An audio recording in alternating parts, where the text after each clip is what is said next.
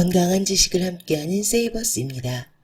오늘 소개드릴 책은 공복 최고의 약, 아오키 아츠시가 쓰고 청홍 출판사에서 펴냈습니다.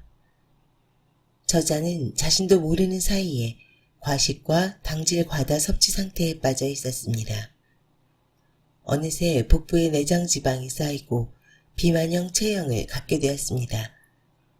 결국 40세의 나이에 암에 걸렸다는 통보를 받았습니다. 암 덩어리는 수술로 무사히 제거했지만 동일한 생활을 계속한다면 암이 다시 재발할 것이 뻔했습니다. 그래서 저자는 다양한 서적과 논문을 읽으며 고민을 하게 되었습니다. 그 결과 도달한 답이 공복의 힘입니다. 4개월 뒤에는 내장 지방으로 인한 복부 비만도 해소되었습니다. 최대 78cm까지 늘어났던 허리둘레는 70cm가 되었고 지금도 그 상태를 유지하고 있습니다. 몸이 가벼워지고 쉽게 피로를 느끼지 않게 되었습니다. 다시 말하지만 공복 시간을 만들기만 하면 과식과 당질 과다 섭취로 인한 폐해를 복구할 수 있습니다. 어렵고 귀찮은 칼로리 계산도 필요 없습니다. 여러분도 공복이라는 최고의 의사를 만나보시길 바랍니다.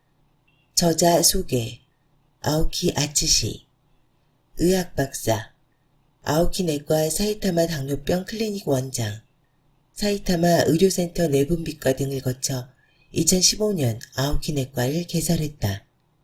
당뇨병, 고혈압, 고지혈증 등의 생활습관병을 치료하고 있다. 당뇨병 환자의 치료에 공복 식사법을 도입, 인슐린 이탈 및 약을 복용하지 않는 치료에 성공하는 성과를 올리고 있다. 이제 책을 발췌해서 읽어드리겠습니다. 오늘은 제4장 공복력을 높이면 질병을 물리칠 수 있다를 집중적으로 읽어드리도록 하겠습니다. 공복은 암의 위험을 물리친다. 수많은 질병 중에서도 여러분이 가장 관심 있는 것은 역시 암이 아닐까. 암은 오랜 세월에 걸쳐 사망 원인 중 1위를 차지하고 있다. 또한 2명 중 1명은 평생 동안 한 번은 암에 걸리며 3명 중 1명은 암으로 사망한다. 암은 무서운 질병이지만 누가 걸려도 이상하지 않을 친숙한 질병이 되었다. 인간은 원래 암을 예방하는 시스템을 지니고 있다. 암이 생기는 구조에 관해 간단히 살펴보자. 우리의 몸은 약 60조 개의 세포로 이루어져 있다. 이들 세포는 매일 분열을 반복하며 다시 태어나는데 세포가 분열할 때는 유전자가 가진 정보에 따라 정확하게 복제된다. 하지만 어떤 원인으로 DNA가 상처를 입으면 세포를 복제하는 데 문제가 생겨 돌연변이가 만들어진다. 이것이 암세포가 발생하는 계기가 된다. 위나 장 등 장기의 표면에 상처가 생기고 그 상처를 복구할 때 실수가 발생해 암세포가 생기기도 한다. 정상적인 DNA는 주변과 조화를 이루며 세포 분열의 속도와 횟수를 조절하지만 DNA의 복제 실수로 태어난 암세포는 억제가 되지 않고 계속해서 증식을 거듭한다. DNA는 외부로부터의 자극이나 활성산소에 의해 다양한 공격을 받고 있으며 체내에서는 매일 3,000에서 5,000개나 되는 암세포가 만들어진다. 단 인간의 몸에는 DNA를 복구하는 효소가 있어서 상처 입은 DNA를 바로 회복시킨다. 또한 DNA가 복구 불가능한 상처를 입은 경우 몸은 그 세포를 바로 제거하여 암세포의 발생을 예방한다. 이것을 아포토시스라고 한다. 그렇다면 공복의 시간을 만들면 어떤 이유로 암을 예방할 수 있는 것일까? 답은 간단하다. 지방을 줄이고 비만을 해소하기 때문이다. 사실 암과 당뇨, 암과 지방은 밀접한 관계가 있다. 당뇨병이나 비만에 걸리면 암이 발병할 위험이 높아지게 된다.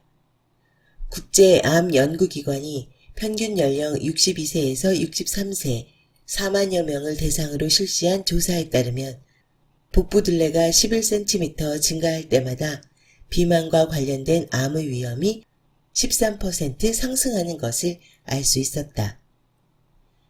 일본에서도 당뇨병 학회와 암학회의 조사에서 당뇨병 환자는 암의 발병 위험이 매우 높다는 사실이 밝혀졌다. 그러면 왜 당뇨병과 비만이 암에 걸릴 위험을 높이는 것일까? 포인트는 내장지방에 있다. 내장지방은 인슐린에 대한 몸의 반응을 저하시키는 기능을 한다. 다시 말해 내장지방이 많은 사람은 그렇지 않은 사람에 비해 혈당치가 잘 내려가지 않는다.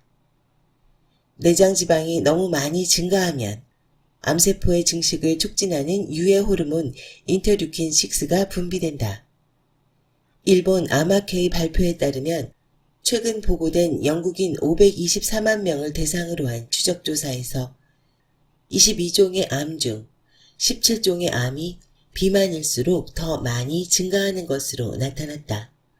특히 대장암, 간암, 담낭암, 췌장암, 자궁암, 신장암 등은 영향을 많이 받아 비만이 건강에 미치는 피해를 알 수 있었다. 마지막으로 음식을 먹고 나서 10시간 정도 흐르면 지방, 특히 내장지방의 분해가 시작된다.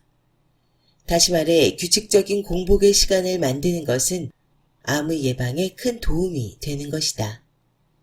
물론 공복은 간암의 원인인 지방간의 개선에도 효과적이다.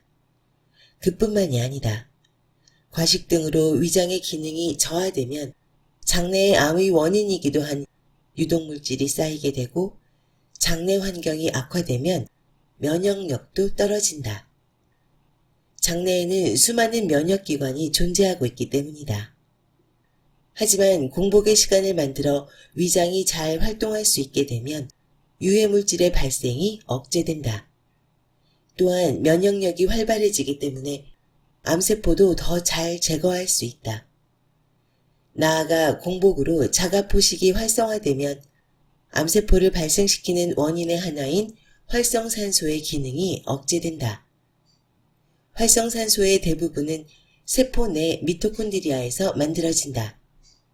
질이 나쁜 미토콘드리아에서는 활성산소가 많이 발생하고 새롭고 질 좋은 미토콘드리아에서는 활성산소의 발생이 억제된다.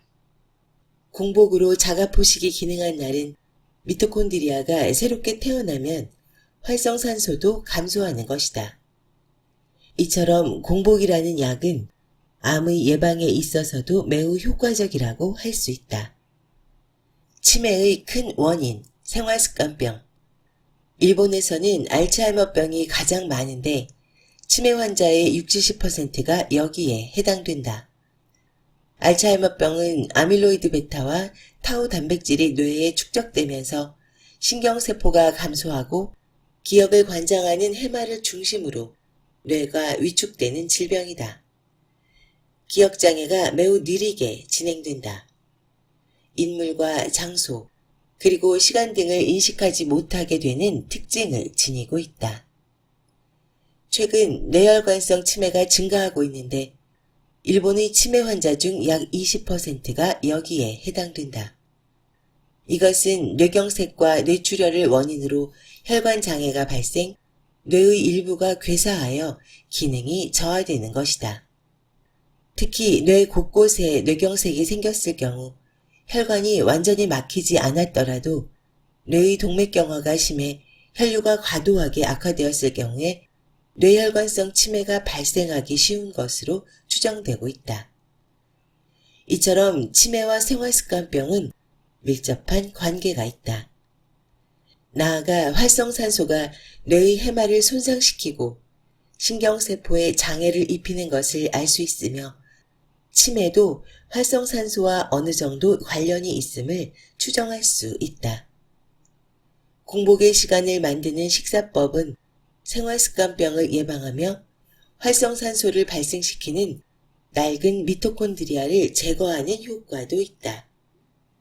때문에 이 식사법은 치매의 예방에도 어느 정도 효과가 있을 것으로 기대할 수 있다. 알러지의 원인은 면역세포의 폭주. 과거에는 알러지 증상이 있는 사람은 매우 드물었다. 그런데 현재는 2명 중 1명이 알러지를 지니고 있다고 한다. 알러지는 인간을 질병과 유해한 물질로부터 지켜야 할 면역력이 폭주하여 발생하는 질환이다. 우리는 평소 수많은 바이러스와 유해 물질에 둘러싸여 있다. 그럼에도 대부분 병에 걸리지 않는 것은 인간의 몸이 바이러스와 유해 물질을 제거하는 힘, 다시 말해 면역력을 지니고 있기 때문이다. 면역력의 구심점이 되는 것은 면역세포다. 건강한 사람의 몸 안에는 다양한 종류의 면역세포가 균형을 이루며 서로 협력해 유해한 이물질과 바이러스를 항상 감시하고 퇴치한다. 보통은 체내로 바이러스나 유해물질, 즉 항원이 침입하면 면역세포가 그 항원에 찰싹 달라붙어 항체를 만든다. 그렇게 해야 항원을 제거하기 쉽기 때문이다. 그런데 이런 면역력 과잉 반응은 왜 일어날까?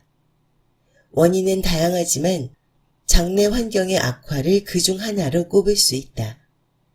장 속에는 세 종류의 세균, 즉 유익균, 유해균, 기회주의균이 있으며 이 장내 세균들이 균형을 이루며 환경을 유지하고 있다. 정상일 때는 유익균이 우위에 있지만 장내 환경이 악화되면 유해균이 증가하게 된다. 장내 환경이 악화되는 원인으로는 스트레스로 인한 자율신경의 불균형, 운동 부족, 변비 등이 있으며 과식도 그중 하나다. 항상 대량의 음식이 운반되어 들어오거나 피로 누적, 노화 등으로 말미암아 장의 기능이 약해지면 완전히 소화되지 않은 음식물이 쌓이게 된다.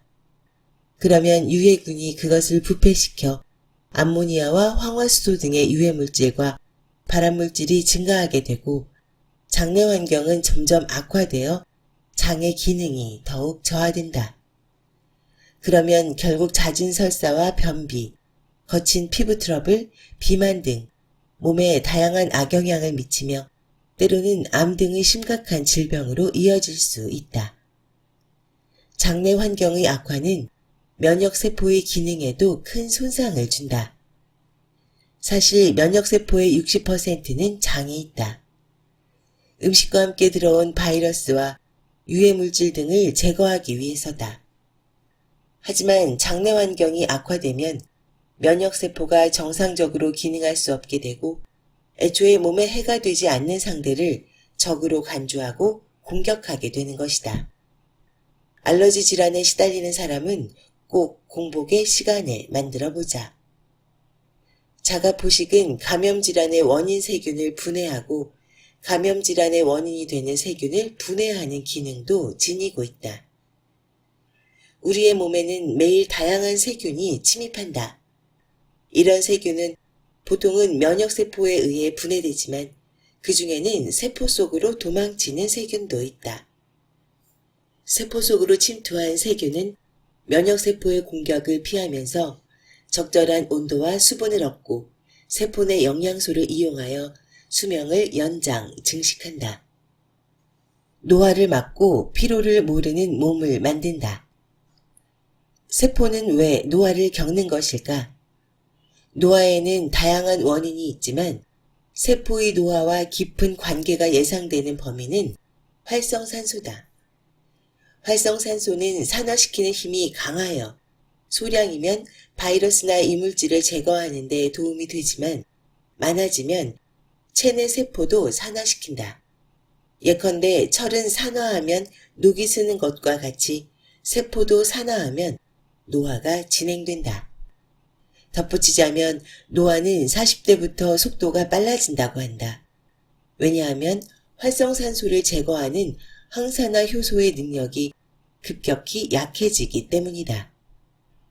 그리고 활성산소의 발생과 항산화 효소의 저하와 깊이 관련된 것이 미토콘드리아다.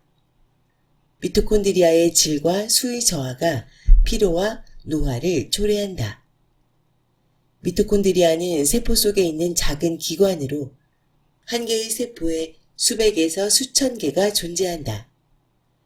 미토콘드리아는 세포의 활동에 없어서는 안 될 에너지를 만들어내는 역할을 담당하고 있는데 이때 활성산소가 함께 만들어진다. 체내 활성산소의 90%는 미토콘드리아가 만들어낸다고 하며 미토콘드리아의 속에는 항산화산소도 존재한다고 한다. 세포 내 미토콘드리아가 젊고 질이 좋으며 수가 많을수록 그 세포는 많은 에너지를 얻을 수 있고 활성산소의 손상도 적게 받는다. 젊고 건강한 미토콘드리아는 항산화 효소가 활발하게 움직여 많은 에너지를 만든다. 반면 활성산소는 많이 발생시키지 않기 때문이다. 하지만 노화와 과식, 운동 부족 등으로 세포 내 미토콘드리아의 질과 수가 저하되기 시작한다. 그러면 활성산소의 손상을 받기 쉬워 피로와 노화의 원인이 된다.